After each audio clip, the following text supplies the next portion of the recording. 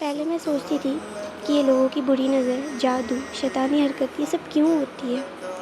جب یہ دنیا اور سارے حکم اللہ کے، تو پھر شیطان کو اتنی پاورز کیسے ملی کہ وہ کسی کا سکون چھین لے، زندگی برباد کر دے؟ میں ان سوالوں میں ہمیشہ الجھ جاتی تھی، بے چین رہتی تھی کہ آخر کیوں ہے اللہ؟ کیوں آپ نے برے لوگوں کو اتنی پاورز دے دی؟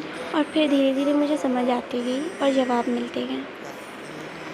لوگ کہتے ہیں نا، پریشانیاں صبر کا امتحان ہوتی ہیں، اور بے شک ہوتی ہیں، لیکن صبر کے ساتھ ساتھ وہ ہمارے توکل کا بھی امتحان ہوتی ہیں۔ شرک سب سے بڑا گناہ ہے۔ یہ کہہ دینا آسان ہے، اس سے بچنا بہت مشکل، اور یہ آزمائشوں میں بھی سب سے بڑی آزمائش ہے۔ شرک صرف غیر مسلمان ہی نہیں کرتے، ہم سب سے بھی اکثر انڈائریکٹلی شرک ہوتا ہے۔ ہم جادو سے ڈرتے ہیں، بری نظر اور برے لوگوں سے ڈرتے ہیں، وسیلے لگاتے ہیں اور حد سے زیادہ خوف کھاتے ہیں۔ اس قدر خوف کہ ہم یہ مان لیتے کہ اگر ہمیں کوئی نقصان ہوا تو وہ بری نظر کی وجہ سے ہوا، اور ہمارے اس بے بسی سے خوش کون ہوتا ہے؟ شیطان۔ ہم یہ کہتے ہیں کہ اللہ کی رضا کے بنا ایک پتا بھی نہیں ہلتا، لیکن کیا واقعی ہم اس پہ ایمان لے آئیں؟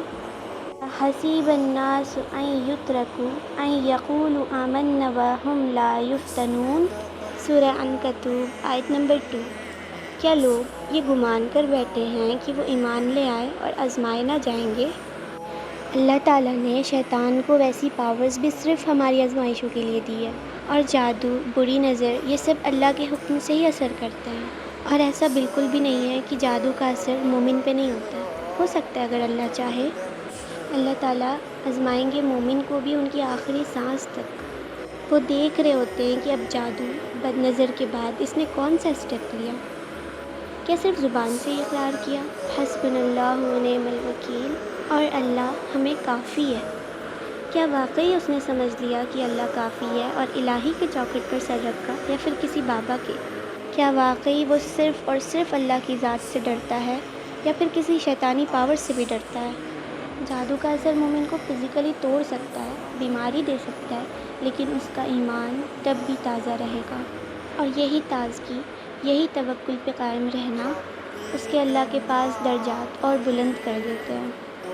اللہ ہمیں اس دنیا میں صراط المستقیم کا راستہ اختیار کرنے کا علم اور اس کے ساتھ عمل کی توفیق عطا فرمائے، آمین۔